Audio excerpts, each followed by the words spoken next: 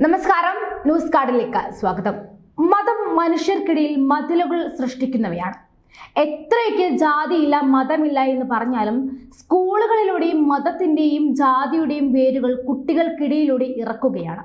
ഇപ്പോഴിതാ ജാതിയെയും മതത്തെയും മുറുകെ പിടിക്കുന്ന സ്കൂളുകൾക്ക് തിരിച്ചടി നൽകിയിരിക്കുകയാണ് സുപ്രീം കോടതി.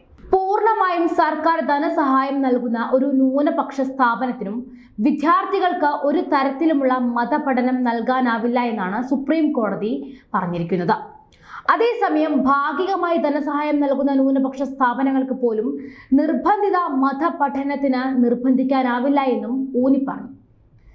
CJI-DY ചന്ദ്രചൂഡ് ജസ്റ്റിസുമാരായ സഞ്ജീവ് ഖന്ന, സൂര്യകാന്ത്, JB പർദിവാല, ദീപാങ്കൽ ദത്ത, മനോജ് മിശ്ര, സതീഷ് ശർമ്മ എന്നിവരടങ്ങിയ ബെഞ്ചാണ് സോളിസിറ്റർ ജനറൽ തുഷാർ മേത്ത ചൂണ്ടിക്കാട്ടി. 1951 AMU നിയമത്തിലെ 1920 ഭേദഗതിയിലൂടെ പാർലമെന്റ് ഇക്കാര്യം ചൂണ്ടിക്കാട്ടിയിരുന്നു. യൂണിവേഴ്സിറ്റിയിലെ മുസ്ലിം വിദ്യാർത്ഥികൾക്ക് നിർബന്ധിത മതപഠനം ഒഴിവാക്കി. സർക്കാർ പൂർണ്ണമായും ധനസഹായം നൽകുന്ന ഒരു ന്യൂനപക്ഷ സ്ഥാപനത്തിന് അതിലെ വിദ്യാർത്ഥികൾക്ക് മതപഠനം നൽകുവാൻ കഴിയില്ല എന്ന നിലപാട് തങ്ങൾ അംഗീകരിക്കുന്നുവെന്നും ജസ്റ്റിസ് ഖന്ന പറഞ്ഞു. ഏതെങ്കിലും ഗ്രാന്റ് ലഭിക്കുമ്പോൾ ബജറ്റിന്റെ 1% സർക്കാരിൽ നിന്നും വന്നാലും ന്യൂനപക്ഷ സ്ഥാപനമാണ് അതിന് സന്നദ്ധരായ വിദ്യാർത്ഥികൾക്ക് മാത്രമേ മതപഠനം നൽകാൻ കഴിയുകയുള്ളൂ. ഒരു ന്യൂനപക്ഷ സ്ഥാപനത്തിന് സർക്കാരിൽ നിന്നും അംഗീകാരം ലഭിച്ചു കഴിഞ്ഞാൽ വിദ്യാർത്ഥികൾക്ക് നിർബന്ധിത മതപഠനത്തിന് നിർബന്ധിക്കാനാവില്ല എന്നും ബെഞ്ച് ചൂണ്ടിക്കാട്ടിയിട്ടുണ്ട്. സർക്കാർ ഗ്രാന്റുകളിൽ നിന്നും ഉരുത്തിരിഞ്ഞ ഈ വ്യവസ്ഥകൾ ന്യൂനപക്ഷമോ അല്ലാത്ത വിദ്യാഭ്യാസ സ്ഥാപനങ്ങൾ എന്ന വ്യത്യാസമില്ലാതെ എല്ലാവർക്കും ഒരുപോലെ ബാധകമാണെന്നും മേത്ത പറഞ്ഞു. അലിഗഡ് സർവകലാശാലയ്ക്ക് നിയമപരമായ അംഗീകാരം ലഭിക്കുന്നതിന് 30 ലക്ഷം രൂപ കരുതൽ ധനം മുസ്ലിങ്ങൾ സൃഷ്ടിച്ചിട്ടുണ്ടെന്നും അത് മുസ്ലിങ്ങൾ AMU സ്ഥാപിക്കുന്നതിന്റെ സൂചനയല്ലേ എന്നും സർവകലാശാലയ്ക്ക് ന്യൂനപക്ഷ പദവി നൽകുവാനുള്ള അടിസ്ഥാനമെന്നും ബെഞ്ച് ചോദിച്ചു. മറ്റ് സമുദായങ്ങളിൽ നിന്നും സംഭാവനകൾ ഉള്ളതിനാൽ 30 ലക്ഷം രൂപ മുസ്ലിങ്ങൾ പൂർണ്ണമായും സംഭാവന ചെയ്തിട്ടില്ല എന്നും മേത്ത പറഞ്ഞു.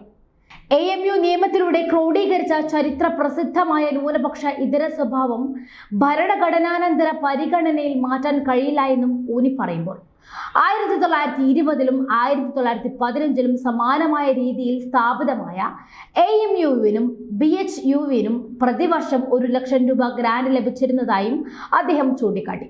ഈ സുപ്രധാന വിധി എന്തായാലും മുസ്ലിം മതത്തെക്കുറിച്ച് പഠിപ്പിക്കുന്ന സ്കൂളുകൾക്കും ക്രിസ്ത്യൻ പാരമ്പര്യവും അഖണ്ഡതയും കാത്തു സൂക്ഷിക്കുന്ന സ്കൂളുകൾക്കും ഒപ്പം തന്നെ NCERT പാഠപുസ്തകങ്ങളിൽ ഹിന്ദു രാജാക്കന്മാരെ കുറിച്ച് പഠിപ്പിക്കണമെന്ന ആവശ്യം മുന്നോട്ട് വെച്ച NCERT സാമൂഹ്യ ശാസ്ത്ര പാനൽ അധ്യക്ഷനായ CI ഐസക്കിന്റെ പ്രസ്താവനയ്ക്കും തിരിച്ചടിയായിട്ടുണ്ട്.